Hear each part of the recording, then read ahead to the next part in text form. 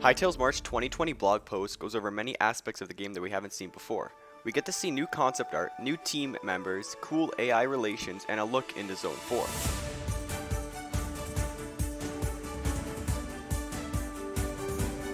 Hi everyone, in this progress update we're going to welcome some new developers to the Hypixel Studios team, show off some recent prefabs and a point of interest from the later in the adventure mode. Ooh, later in the adventure mode, that's going to be cool. And check out that fan art showcase, blah blah blah.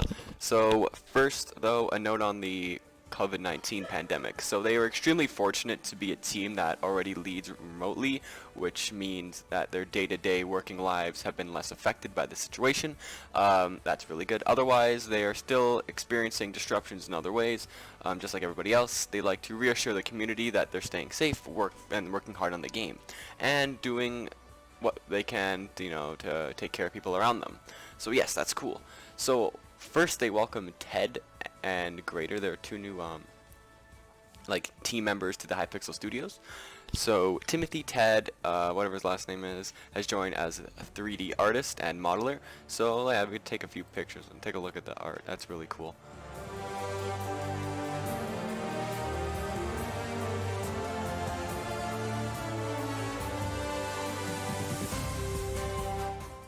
I love these pictures. They're really awesome. I saw these on Twitter a while back when he actually announced it, but it's really cool. So it says, please know that these pieces were produced of an application and such as do not necessarily mean that these creatures will make their way into the game. But I think this, everyone loves this guy. It's probably Zone 4, Fire Lantern dude. I think he'll make it into the game, honestly. Oh, new concept art. Look at that. So Hytale Torque concept. They have the Torque Mace and the Torque Club. That's really cool. Got to add that to my collection. Edkra's Greater Superboys has joined the Hypixel. I'm sorry if I butchered your name, dude. My bad. Hypixel Studios, having previously worked on the Hypixel Minecraft server as a builder, and he'll be creating new prefabs and a point of interest for Hytale. So that's really cool. So let's take a look what he's done.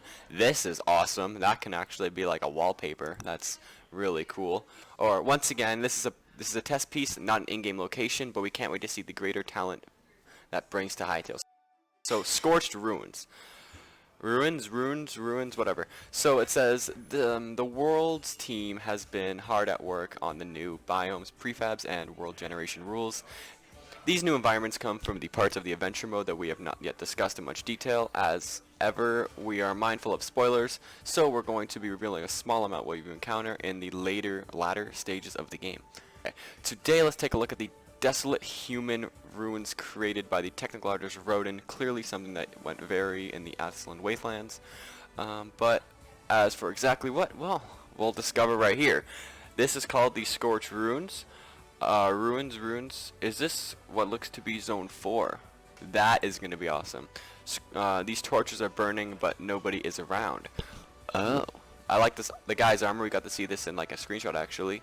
This lonely building was built by technical artist Captain Charles and then runified by Rodin.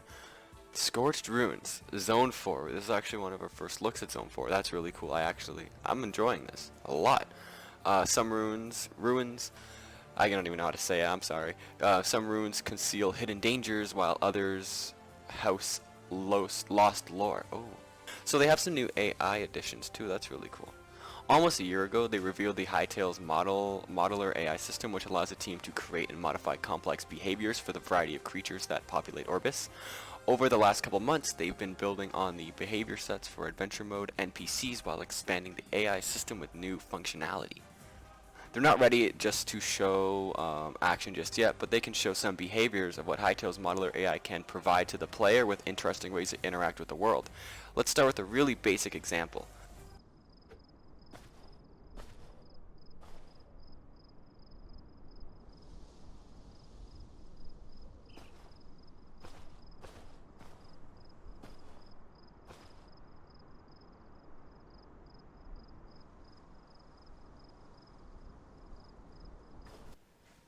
Oh, that's really cool. So if you give the mouse, if you sneak and give the mouse cheese, he will go to the cheese. And obviously, if you probably run up to the mouse, then he will probably just run away. But if you give him cheese, maybe he'll build a standing with the mouse. That would be really cool. That's awesome. That's super cool. So ordinarily, mice will flee when a player approaches. Yeah, in this case, the mouse detects that there is food nearby. While it's eating, it's a lot calmer, which allows the player to approach. But when it's done, it'll flee again. Yeah, that's really cool. That's super awesome. Then there's another video right here with a fence stalker.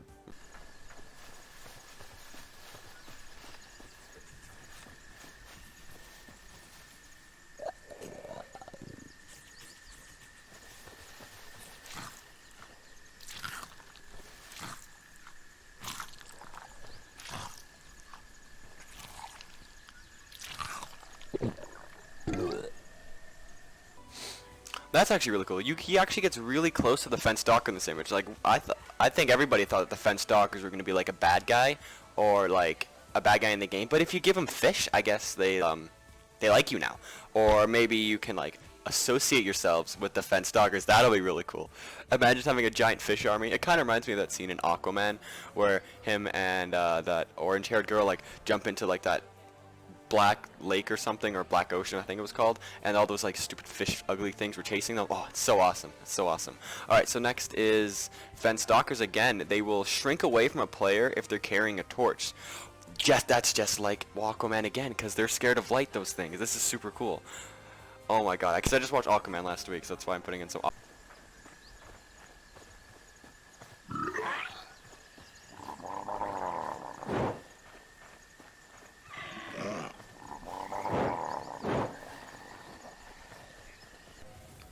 That is so cool. So they'll start attacking you, and then you like, put a flare or a torch in their face, and they go away. They're scared of light. That's awesome.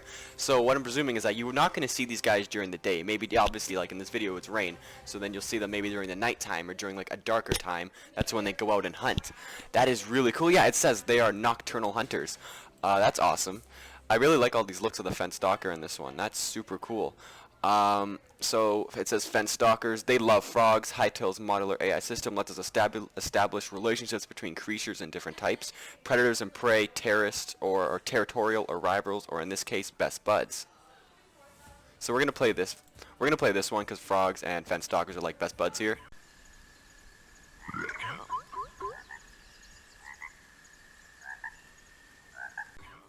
The fence stalker tries to jump like a frog. That's really funny. So as fence stalkers will also rush to defend any frogs that find themselves in danger. So if you're hunting amphibians, beware. That's cool. They have like their own like symbiotic relationship. That's awesome. That's awesome. You might end up picking on somebody your own size. Yeah, you probably don't want to fight a fence stalker. Unless you have a torch, then you can probably take them out. So interactions like this help us establish the personality of our world and inhabitants that give players tricks and traps to discover as they explore. So let's close out with a unique hunting behavior for the creature you'll encounter in Zone 2, the unassuming Cakti.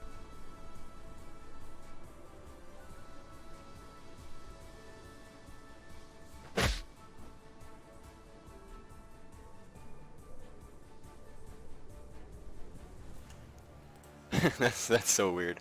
They are truly masters of stealth. Yeah, you walk up to you and you turn around and they just stop. It's kind of comedic in that sort of sense. It's pretty funny though. So yeah, that's it.